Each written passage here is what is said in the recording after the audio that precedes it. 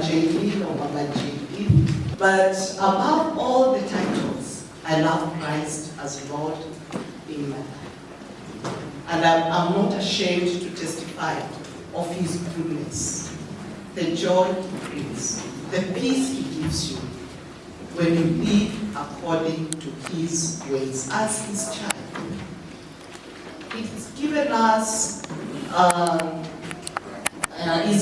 permission, or He's given us authority to be called His children, to become His children. So this morning, know you are a child. He's given you that freedom to call yourself His child this morning. Our readings were given to us from 1 Samuel chapter 8. We are still in the topic of fruitfulness. And last Sunday, my brother Peter gave us the qualities of a good heart. Qualities of a good heart. He reminded us that God looks at the heart, not the outward look. God will look at your heart.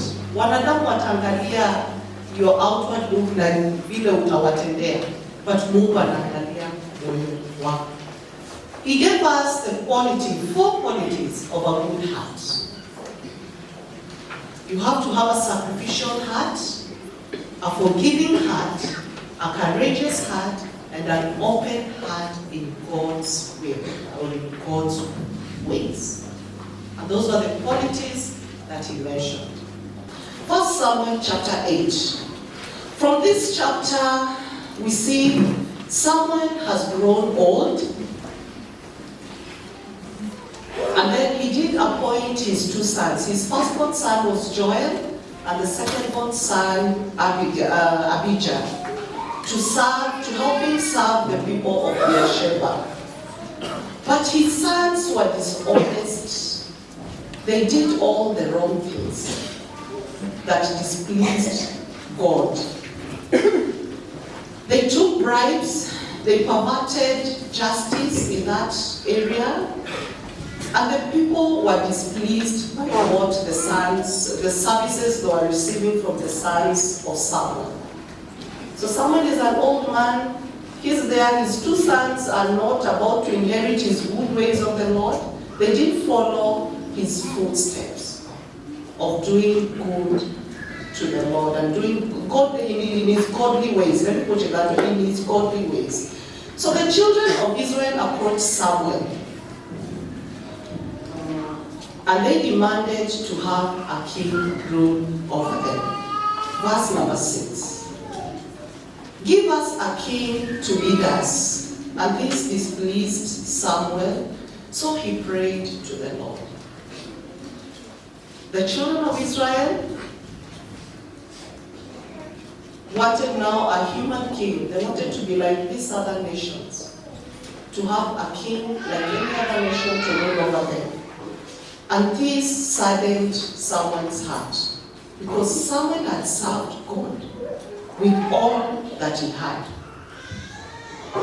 Then the Lord tells Samuel to tell them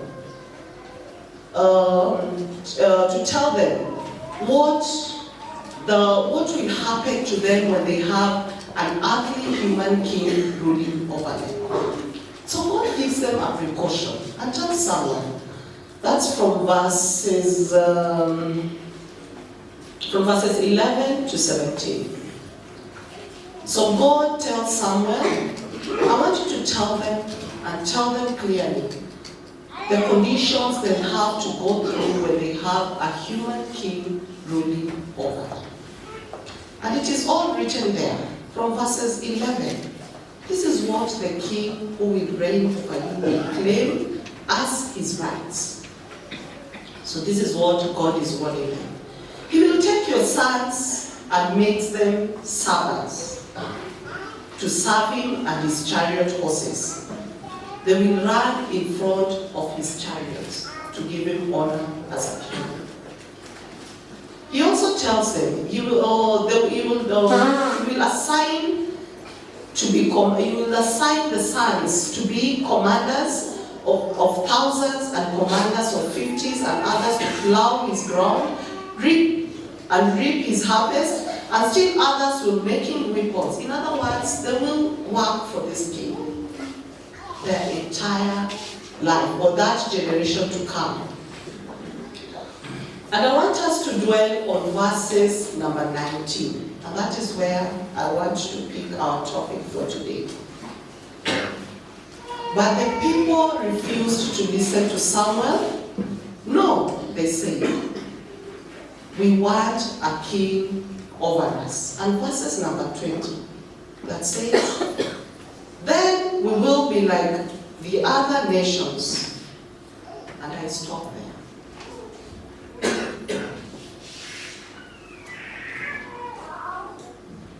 In John 18, that was also read to us, John chapter 18, verses 33 to 37. But I want to continue. He reached on 37. I want to read 38 and 39. What is truth? Retorted Pilate.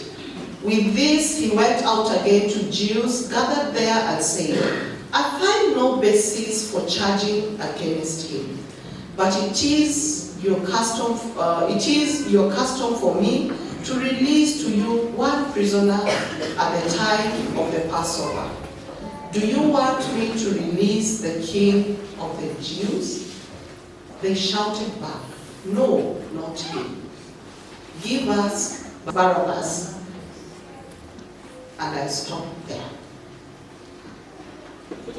When we reject God to be the king of our lives, what happens? We cannot be fruitful in this life. When we demand our ways and reject God, and when you're rejecting God, you're actually rejecting his will and his plan and purpose for your life. God will not force himself on us. That is how God gladly tells Samuel, listen to them. In Deuteronomy 30, verses 15 to 16, let me read this as we continue. See, I have set before you today life and good, death and evil. In that I command you today to love the Lord your God, to walk in his ways, to keep his commands, his statutes, his judgments, that you may live and multiply, and the Lord your God will bless you. So God will not force himself on us. He gives you life. Anakwambia chagua. Unataka kuishi au unataka kufa?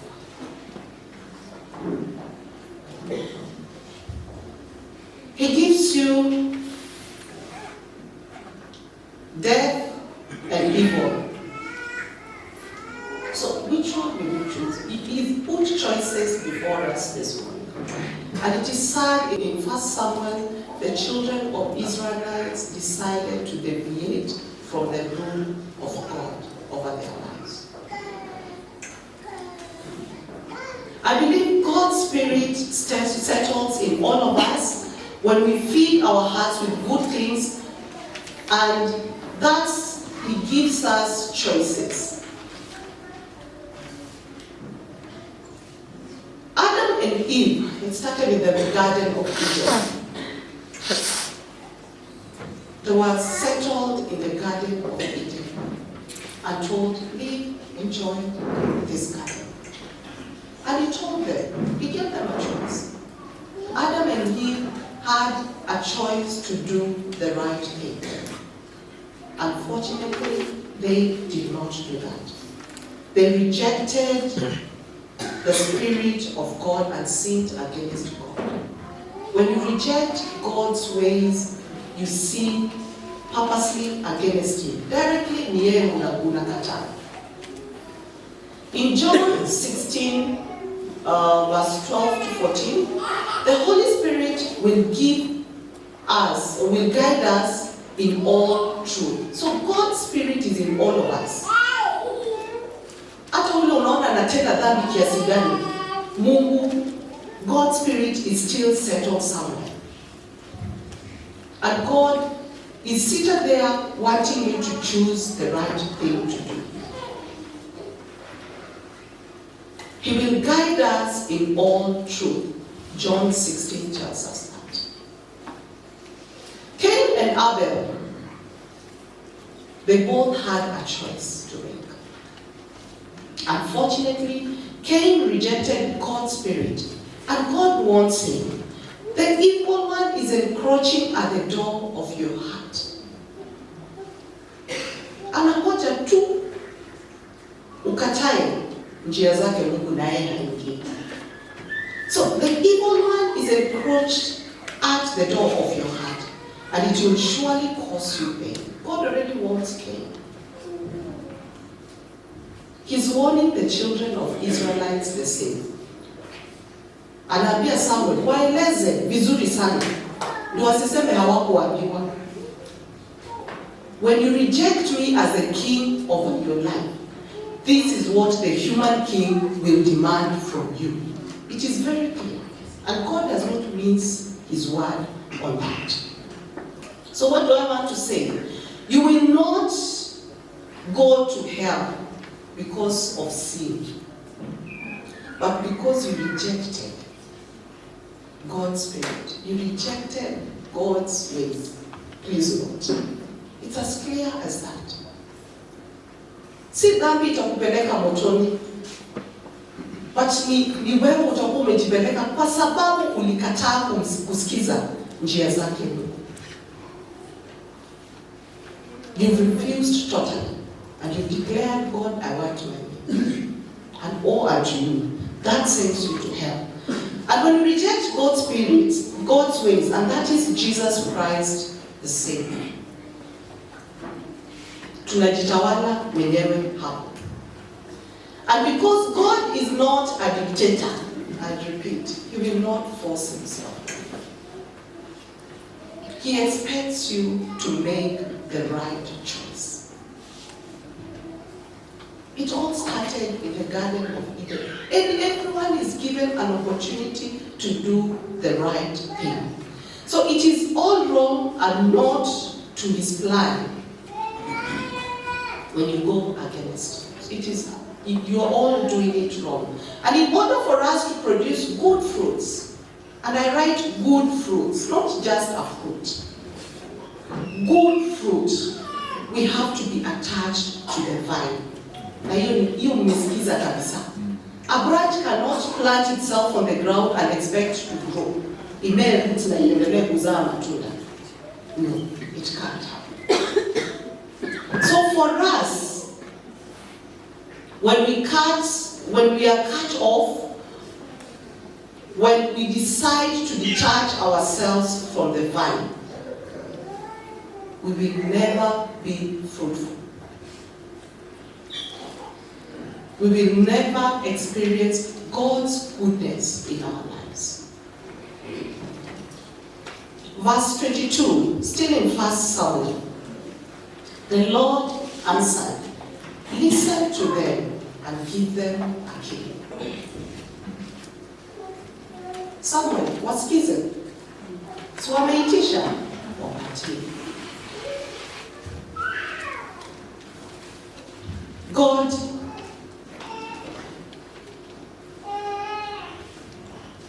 gave them over to a human king. When we are given over, what does that mean?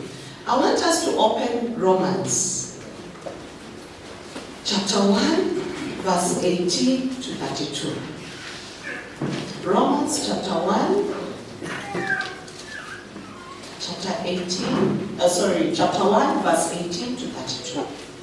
And I'd like somebody to read for us on that line. Yes. Romans chapter 1, verse 18 to 32. What happens when God give us or gave them over? Romans chapter 1 from verse number 18.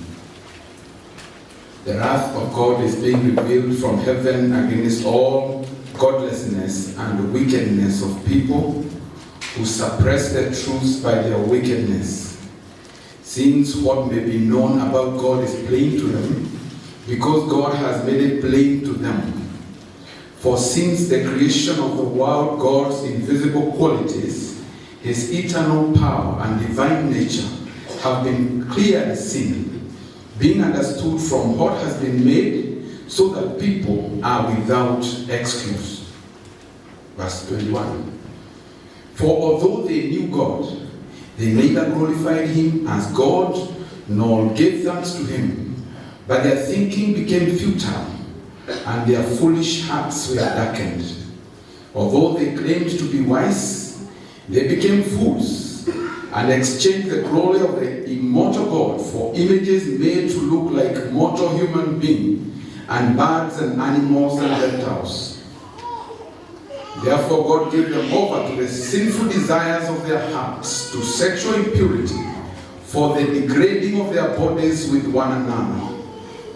They exchanged the truth about God for a lie, and worshipped and served created things rather than the Creator, who is forever praised. 26. Because of this, God gave them over to shameful lusts. Even their women exchanged natural sexual relations for unnatural ones. In the same way, the men also abandoned natural relations with women and were inflamed with lust for one another.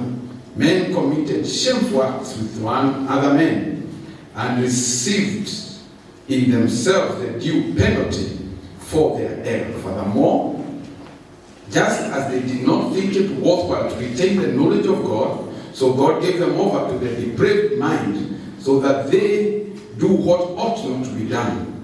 They have become filled with every kind of wickedness, evil, greed, and depravity. They are full of envy, murder, strife, deceit, and malice. They are gossips, slanderers, God-haters, insolent, arrogant, and boastful. They invent ways of doing evil. They disobey their parents. They have no understanding, no fidelity, no love, no mercy. Although they know God's righteous decree that those who do such things deserve death, they not only continue to do these very things, but also approve of those who practice them. Woe unto them. Thank you. When God gives you over,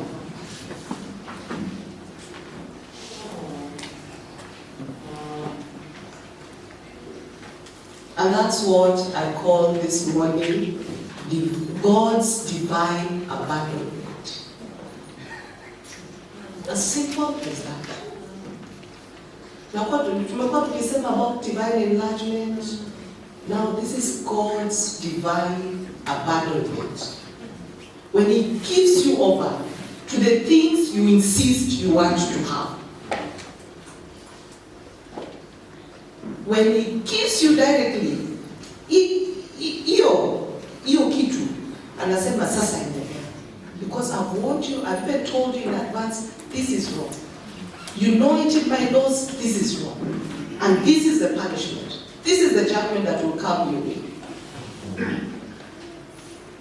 Romans 1:18-32.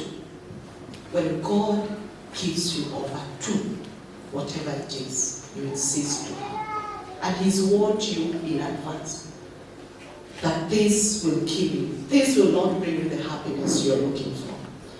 The Bible will never soften the hard laws of its truth to man. Sin is sin. Let's not sugarcoat it. The Bible is so clear.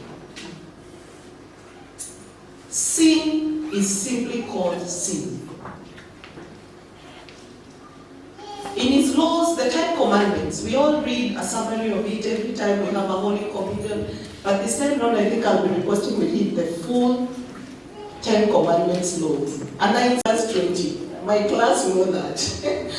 I don't want us to read just a summary because we don't take it serious. The 10 Commandments was simple manual for all of us to live a peaceful life with God. When he tells you he does not entertain adultery, it's as simple as that. We can't call it affair the way we call it. Excuse me, yeah, no,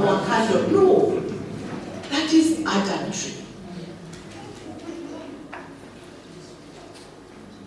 And those are the things we look at our society today wanting.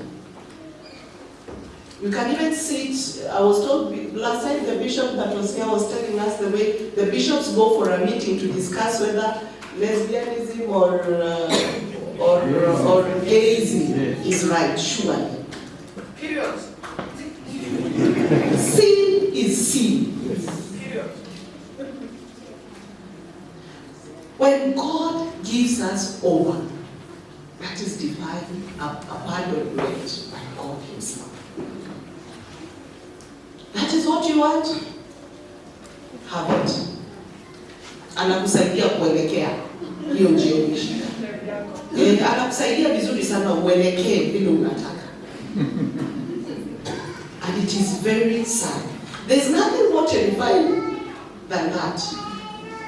When a person is turned over by God himself to his or her sin.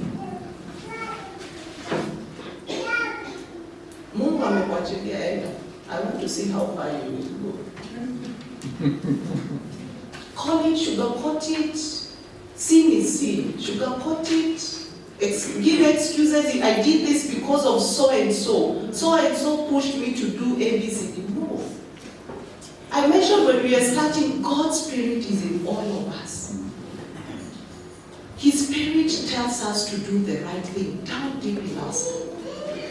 But when you decide to go the other way, that is you a choice. It is you choosing that way. We see the children of Israel wanting to be like other pagan nations. What did these other nations they wanted to be like? Practice. They had other gods. Uto tumungu na beba tumetengenezwa na. So you can carry this god around. They had pagan gods with them.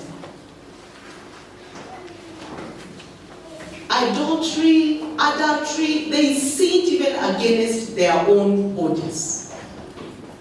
But here, the children of Israel are busy telling Samuel, wanamwambia sisi tunataka kuwa kama hao wengine. And God wants us this morning. They see a human God more better than the Almighty God in this couple. They prefer a king that they don't see, they can say hi to. But do you know God is with us? God is with us always.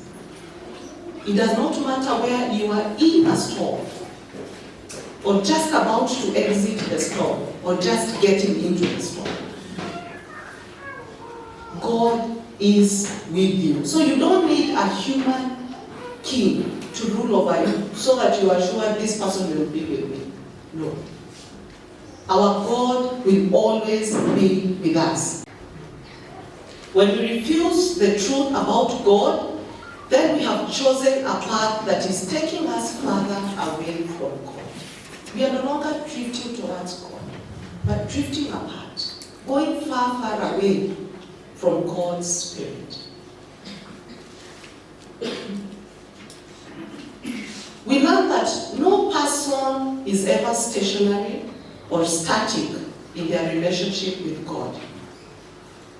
So you are either growing towards God or you are drifting away from Him. You are in those two positions. And I want us to find ourselves this morning. Which side are you drifting? Are you drifting towards God? Are you learning more things about God? Are you accepting His love over your life?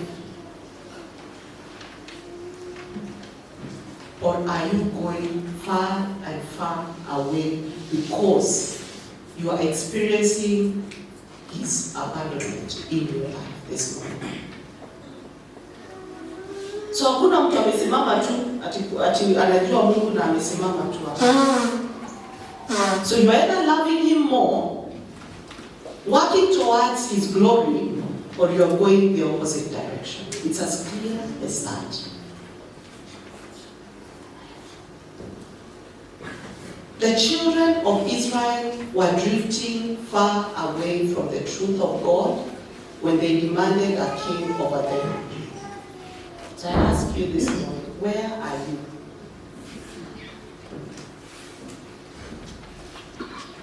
Have you drifted so far away that you even lost? You don't know where you are. At a point only known to God, this rejection of Him is inevitably and leads to total abandonment. That is, you become encroached in your sin totally. Tunakupoteza kabisa. And that's a point only known to God. Not to me, not to mchungaji, not to your pastor, or whoever you look up to. May we not get ourselves there. That is a point of no return. Hapo ndio wakati sasa society will stand. Abortion is okay. So we will be killing children in the name of safe abortion. Sahi tunaambiwa our population has not grown as fast as when it used to grow with our mothers. Our mothers had 7, 10 children, 14. Then we go football team na unaishi. But our society to date, tunaambiwa mtu anaona afadhali afanye kazi nyingine, procreation ikuje baadaye, inakuja imechelewa. And I think we are getting older. The span, that lifespan, kuna vile haishiki bado. If Abraham was 75 when he was told to leave his father's house, when he was 100, he alipata Isaac. Wewe piga picha. How old are you when you become? Has sin made you that old? Imagine sin is the one pulling us that way. The more we sin, our society will not live long the way our forefathers or mothers lived. And that is sin taking us that direction. Because you're stressed over so many things. You're only 20, but you look like almost a 40-something person. It's stress. But when you do not choose the God over your life, that one God, that one true God over your life, you and I are either drawing closer to God or drifting far away. The more we drift far away from us, and we read the rest of the story for the children of Israel. One time they had a good king. Huyo king akikufa, they go back to their sin again, wanarushwa, wanapelekwa, wanakuwa watumwa. And God would actually give them over. He gives you over to that greed, that want that you insist you want to have. They were enslaved and they worshipped other gods, so they continued even breaking God's commandments. And they did detestable things. Apostle Paul tells us that clearly in the Romans we just read. They did and they are doing unbelievable things because they refuse God to be their king over their lives. Each one of us is held accountable by God for the truth that is revealed to each one of us. Hakuna mtu amjui Mungu, hakuna mtu ajui kufanya the right thing. Let me put it that way. God has revealed His truth to each and every one of us. His Spirit sits in our hearts right now. But we still end up doing their obligations, the things, the detestable things that we do as humans. When a person defiantly rejects the knowledge of God, we lack God's wisdom. Our God is not the God seated at the top seat in our hearts, the throne of our hearts. So God is simply giving us away. Knowing God Himself is the beginning of wisdom. And we lack this wisdom this day. In our society, in our country. Then corruption it's the order of the day. And unfortunately, Machakos, we are leading. This is new kwetu bado imeshika sasa. New kwetu imeshika kabisa. And it is very sad indeed. Our society have taken pleasure in the wickedness because they have not believed in God's truth. When God warned the children of Israel, I wish one of them or two or three amongst them would have sat down and thought, by the way, we don't need to be enslaved by a human king ruling over us. God can still use His people to minister unto us, and we walk with this ark of the covenant, and God was there. Can you imagine if God was walking with them all the way? You go up. In the ark of the covenant, they carried from place to place. But they still refused this. So that's where we say wisdom refused to answer when we are calling it in Proverbs. As simple as that. Utajikaranga kwa mafuta yako mwenyewe. As simple as that. That sin, that thing you insist and God has warned you, this is not right before me. He will simply hand you over there and see how far you get.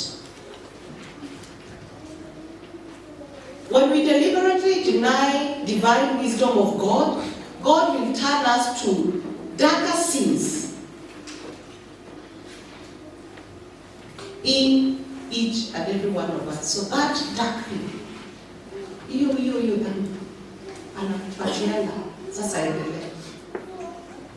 but when we accept to choose God as King of our lives, our experience is different and we are able to produce good fruit. And I want us to read Philippians 1:11 as I finish.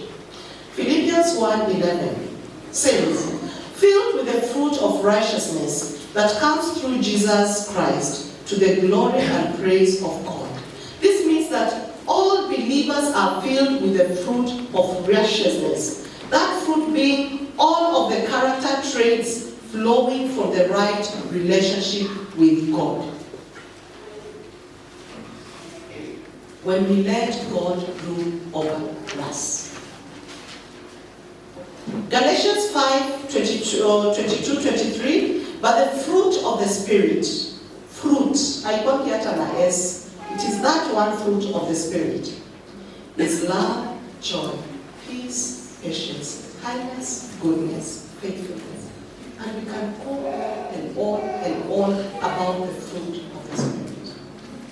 This one fruit that Judy nikichukua, it brings me joy. Mwingine akichukua anapata nafuu, peace that surpasses all understanding. The fruit of the Spirit. Righteousness means a right relationship with God as a result of justification from sin. When you're righteous before God. When you choose God as ruler over your life. a result of justification of your sin happens to you. God knows you're human, you have a weakness. But hiyo weakness hautaanguka nayo kabisa, hautapotea. Atakuinua tena na muendelee na safari. Being made right with God through Christ enables us to live right before Him. We have verses in Proverbs 11:30, Amos 6:12, James 3:18, Hebrews 12:11. And the phrase fruit or harvest of righteousness refers to righteousness of God implanted in each and every one of us through Jesus Christ, causing act.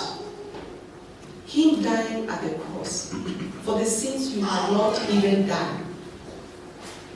He makes you right before God. And it will flow in us. Isaiah 32:17 says, the effect of righteousness will be peace, and the result of righteousness, quietness and trust forever. When we let the true God rule over our lives. Matthew 7:17. So every healthy tree bears a good fruit, but the diseased bears bad fruit. A healthy tree cannot bear a healthy tree cannot bear bad fruit, nor a diseased tree bear good fruit.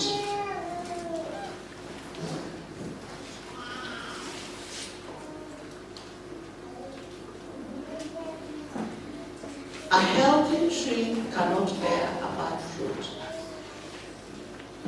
Neither a sick tree, a diseased tree, bearing good fruit. In John, the Jews rejected Jesus and asked for Barabbas to be released instead of a Savior, somebody that was dying for their sin. They rejected a good king who is God Himself over their lives.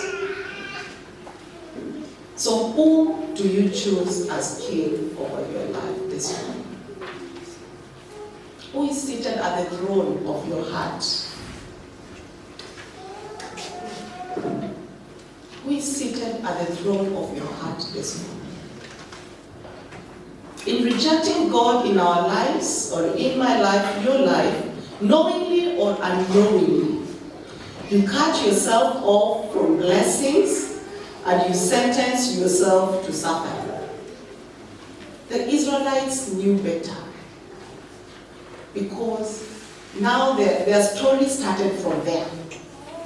Saul akakuja, Saul messed up, another one came in, and they ruled them like that. But you notice the kings who looked for God to help them rule this nation did well with the Israelite nations. That is when they experienced peace. There was prosperity in their cities then. But when another king came in and did not acknowledge God, things became worse and worse and worse for them. In Deuteronomy 30:15, see, I have set before you today life and good, death and evil. Mungu anakuuliza this morning, who must be fruitful, but matunda yako ni machungu kwa everyone that meets you. Yes. You can just be fruitful, not just fruitful, but somebody that will produce a good fruit, that your children will experience some peace, your family will experience some joy, there will be some patience in that marriage, in that family. You will experience God in totality when you produce good fruit, and that is only when we agree to choose Him as God over our lives. 1 Samuel 8, as I conclude, let me conclude, I'm concluding. I said that a while ago, sorry. Someone warned the Israelites of the slavery they were to have to go through like other nations. He tells them exactly what it will be like when a nation is not ruled by God. And this morning we are being warned the same, that we may not be given over to our selfish wants when we reject God's will over our lives. God's ways are simple. He's not complicated. God is not a complicated God. He wants you and I to experience a fulfilling life in Him while we are still alive here. 1 John 5:12. Whoever has the Son has life. Whoever has the Son has life. Whoever does not have the Son of God does not have life. Sasa jitafute mahali huko. Tumesema we are either going towards God or we are drifting far away from Him by the choices we are making this morning. Hosea 10:12. Sow with a view to righteousness, reap in accordance with kindness, break up your fallow ground, for it is time to seek the Lord until He comes to rain righteousness on you. And God is reminding us this morning. Do you want me to hand you over to Izo? Or you want me to be the king over your life? Find yourself where you are at.